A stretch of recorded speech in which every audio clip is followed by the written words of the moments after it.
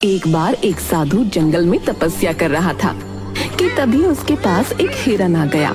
वो हिरन उसके चारों तरफ दौड़ने लगा और उसकी आहट से साधु की तपस्या भंग हो गई। साधु ने आंखें खोली। ओह, ये तो एक हिरण है। क्या तुम भूखे हो प्यारे हिरण?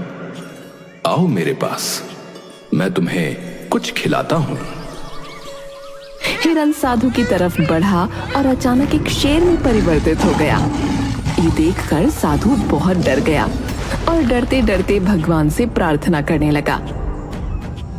हे भगवान, ये क्या माया है?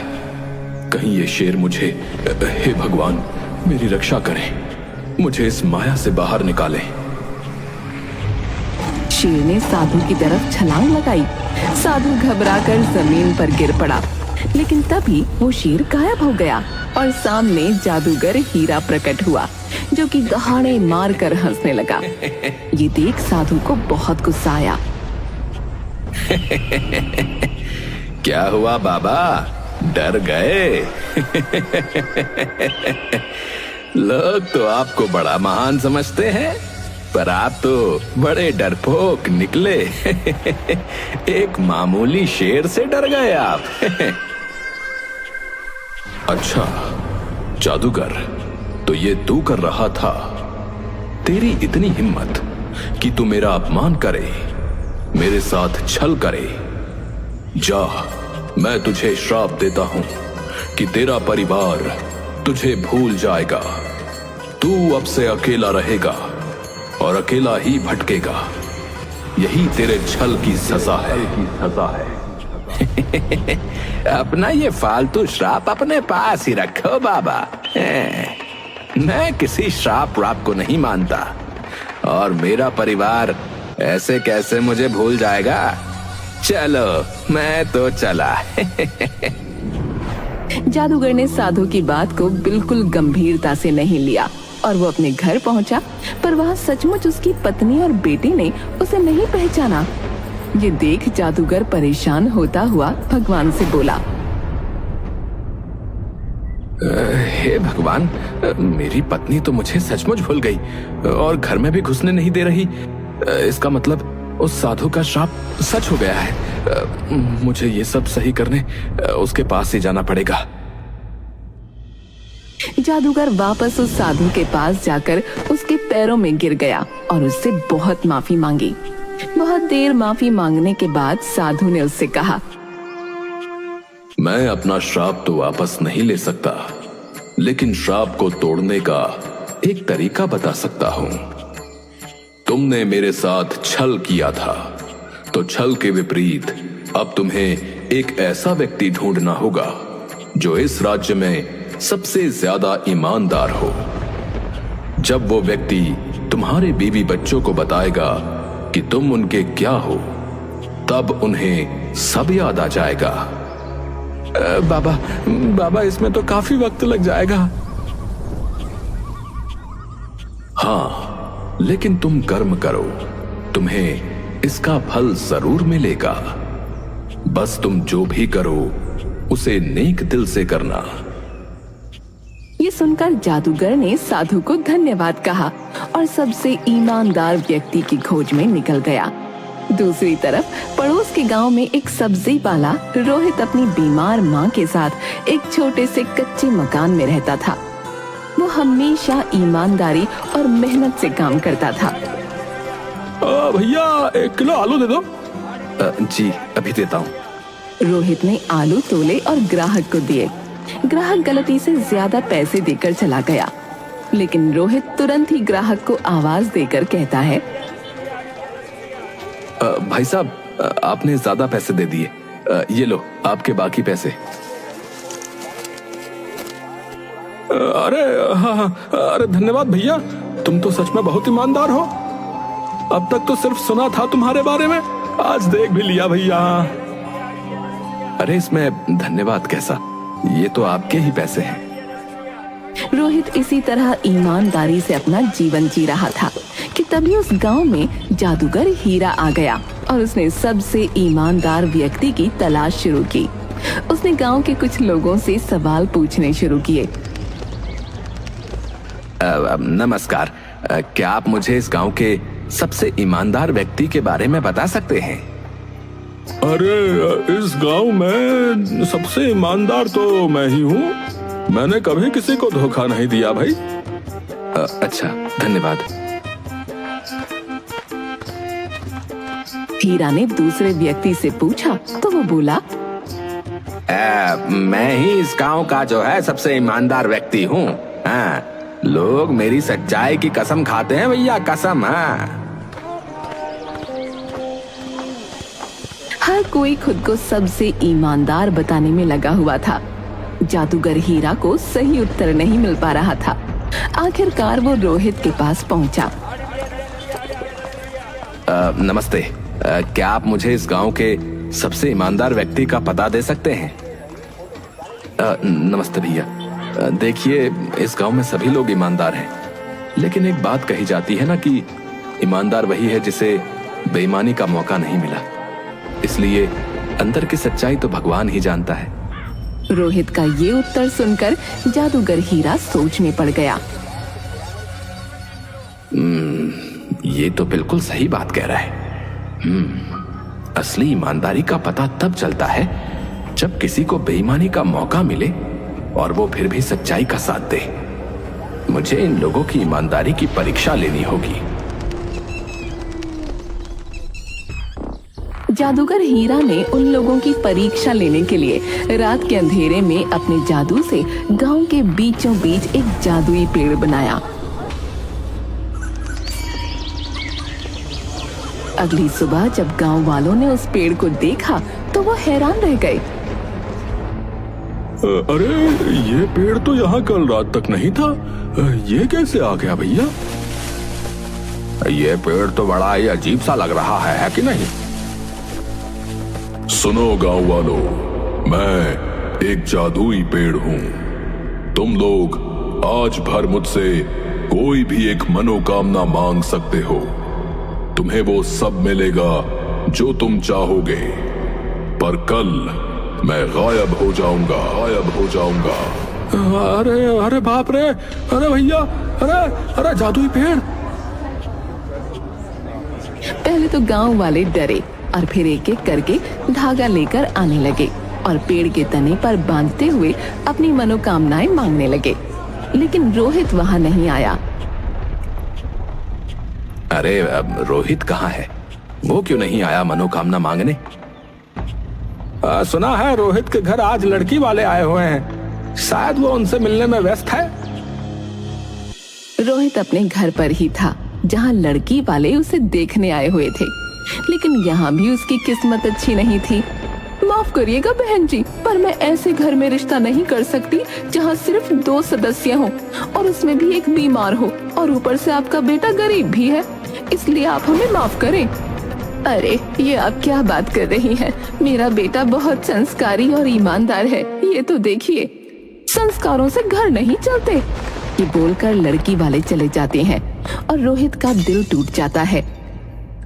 मुझे माफ कर दे मेरे बच्चे, मेरे चक्कर में तेरी शादी भी नहीं हो पा रही। इससे अच्छा तो भगवान मुझे उठा ले।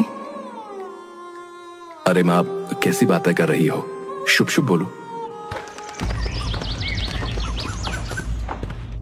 अरे रोहित, तुम्हारे जीवन में इतने कष्ट हैं, तो तुम जादुई पेड़ पर मनोकामना मांगने क्यों नहीं गए? तुम कौन हो भैया? तुम्हारा शुभ चिंतक हूं। चलो चलकर मनोकामना मांगो।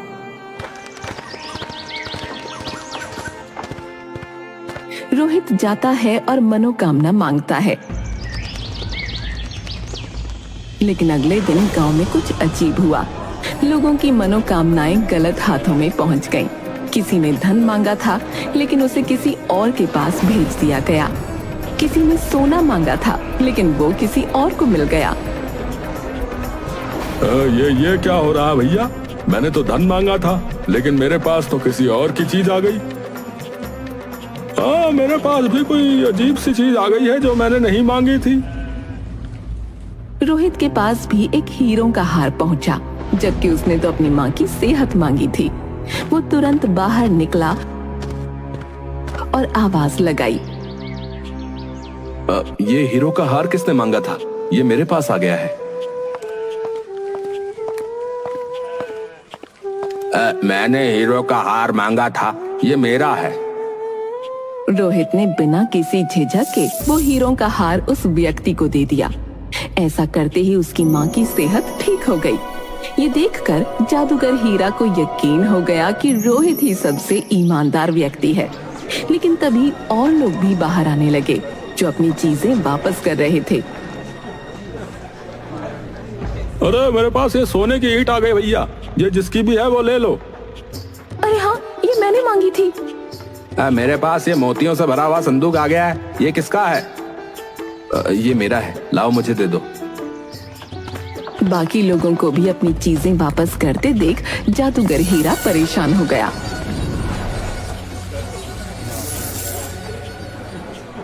हे भगवान, ये क्या चल रहा है? मुझे तो लगा था कि रोहित ही सबसे ईमानदार व्यक्ति है, पर यहाँ तो और लोग भी अपनी चीजें वापस कर रहे हैं। अब कैसे पता चलेगा कि सबसे ईमानदार कौन है?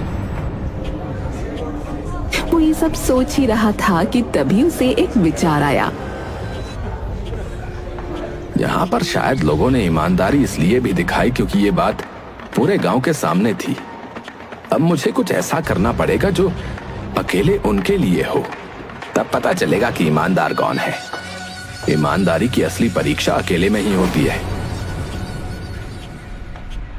ये सोचकर जादूगर हीरा उन सभी लोगों के घर पर एक जादू करता है जिन्होंने अपना सामान लौटाया था।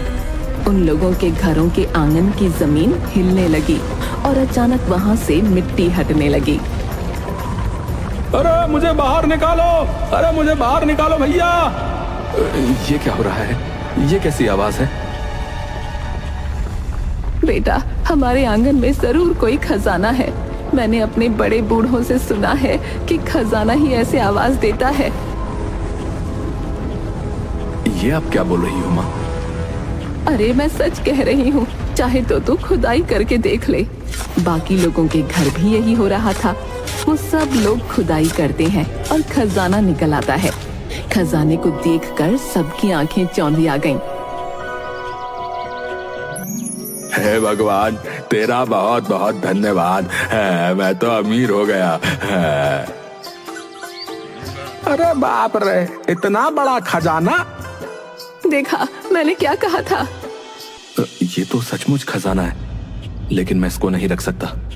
जमीन में निकले खजाने का हक राज्य का होता है। मैं इसे राज्य को वापस कर दूंगा। अरे तू पागल हो गया है क्या? ऐसा मत कर। इस खजाने की मदद से तेरी शादी हो सकती है। नहीं माँ, मैं जो करूंगा मेहनत और ईमानदारी से करूंगा, ऐसे नहीं। रोहित वो खजाना लेकर घर से निकला और राज्य को वापस कर दिया। ये देखकर जादूगर हीरा को यकीन हो गया कि सबसे ईमानदार व्यक्ति वही है, क्योंकि और किसी ने खजाना वापस न किया था। फिर वो रोहित के पास पहुंचा और उसे पूरी बात बताई। मैंने उस साधु के साथ बहुत बुरा किया, इसलिए उन्होंने मुझे श्राप दे दिया। और इस श्राप को तोड़ने का सिर्फ एक ही तरीका है कि इस राज्य का सबसे ईमानदार व्यक्ति मेरी पत्नी और बच्चे को मेरे बारे में बताए। इसीलिए मैं तुम्हारे पास आया हूँ, क्योंकि तुम ही इस राज्य के सबसे ईमानदार व्यक्ति हो। पर मैं कैसे? मेरी इतनी सी बात मान लो, बदले में मैं तुम्हारा जीवन बदल दूंगा। तुम्हें धनी बना दूंगा, जिससे तुम्हारी शादी भी आसानी से हो जाएगी।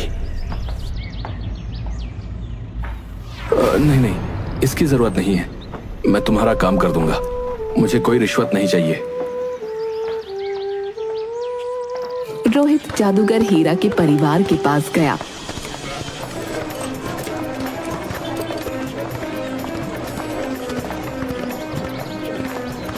और उन्हें सच्चाई बताई।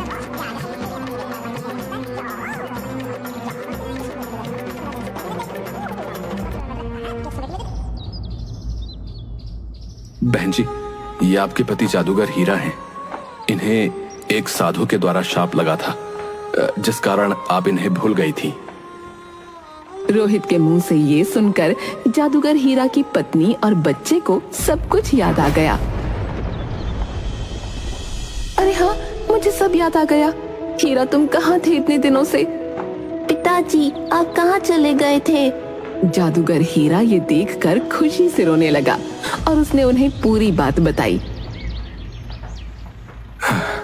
धन्यवाद रोहित, तुम्हारी मदद से मेरा परिवार मुझे फिर से पहचान गया। मैं तुम्हारी मदद करना चाहता हूँ, कृपया मुझे करने दो। नहीं, मैंने तुमसे पहले ही कहा था ना, मुझे कोई रिश्वत नहीं चाहिए। तुम्हें कसम है कि तुम मेरे लिए कोई जादू नहीं करोगे। ये बोलकर रोहित वहां से जाने लगा, लेकिन तभी उसकी ईमानदारी से प्रभावित होकर जादूगर हीरा की पत्नी ने कहा, रोहित, आपकी शादी हो गई है क्या? जी नहीं। तो क्या आप मेरी बहन से शादी करेंगे? आप जैसे ईमानदार व्यक्ति से शादी करके मेरी बहन धन्य हो जाएगी।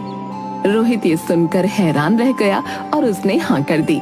और कुछ इस तरह रोहित की ईमानदारी ने उसे न सिर्फ गांव में सम्मान दिलाया, बल्कि एक अच्छा जीवन साथी भी। जादूगर हीरा और उसका परिवार भी फिर से खुशहाल जीवन जीने लगा और रोहित ने अपनी सच्चाई और मेहनत से एक नई शुरुआत की।